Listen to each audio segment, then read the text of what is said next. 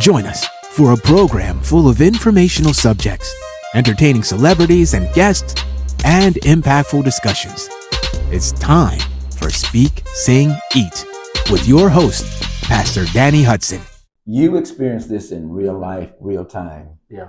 Watching doctors work on your husband, and the way you explain it, you like they're shocking him, and his feet are going up in the air, and you as his wife, his partner, is watching this, and can't do nothing. and there's nothing you can do about it.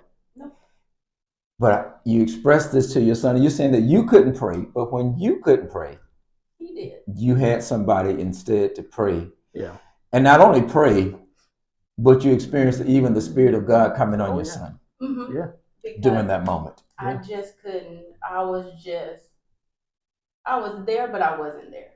Understood. And when he was praying, he was crying out, and I was like, I can't think. And then when he started speaking in tongues, I was just like, speaking in tongues, and Right.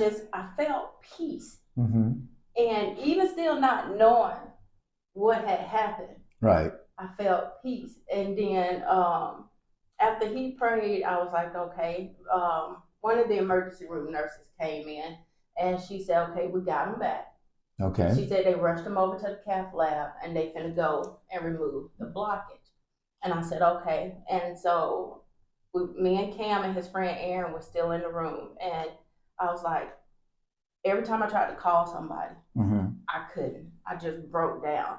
And so Cam was that raw.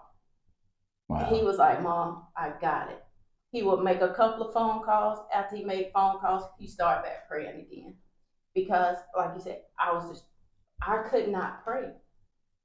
I could not call upon my Heavenly Father at that time because of what I seen. Wow. And I felt as though he was gone.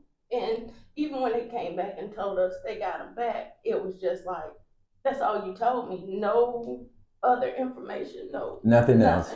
Mm-mm. And so he made the phone calls. My mother-in-law and daughter-in-law and our other son, Jalen, came up. His brother and our sister-in-law and some other family came up. And we were just waiting in a room for hours, not knowing anything. No word, just waiting. Just waiting. And then one of the paramedics, she came in, and we didn't know they had stayed at the time. We thought she was gone. And so she came back in, and she said, I just want to let you know. She said, everything is good. And I was like, you still here? She said, we asked our boss if we could stay because we wanted to be here. Wow. And she had been pregnant. And so she said, but he's good. They got the blockage out, and she said, he had the widowmaker. And she told us stuff. Had you heard that term before then? No, I hadn't. I mean, I heard it. You'd heard it before. I'd never heard it. I read it in your post, and I said the widowmaker. Now, I mean, I get the concept of it, but I never heard that before. And she said this to you, and you said you've never, but you said you've heard this before. I've heard of it. I guess heart issues run in our family to a degree. So, me, I just kind of research a little bit, not deep research, but I've heard of the widowmaker before. Never would I thought in a million years that I would have anything like that happen, especially at my age.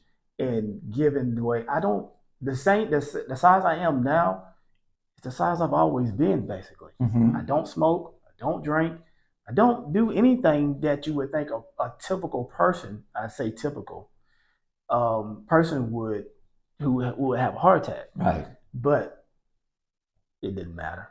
None of that mattered. None of that mattered. No. Because on that day it was just something that was just supposed to happen, and it did. So her perspective is quite different from mine, because while she's looking at all of this, I'm just going through it and don't even know any of it.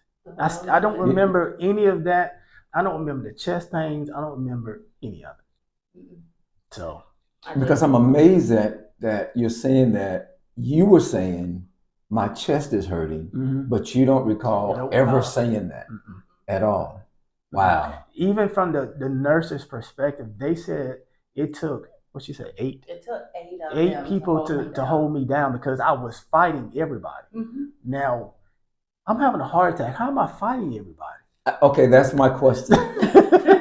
If you're having a heart attack, to me it seems like that you're just kind of You're out. You're gone. you're out, you're Yeah. gone, you can't really do anything. Yeah. No, he was on the table and they were trying to hold him down because he kept moving. And you would have think when I've seen him, I'm like, did they pour water on him? Because he was just soaked. But later they told us that was just his body just sweating. But they was trying to hold him down. Wait, it took 8 people to hold him down.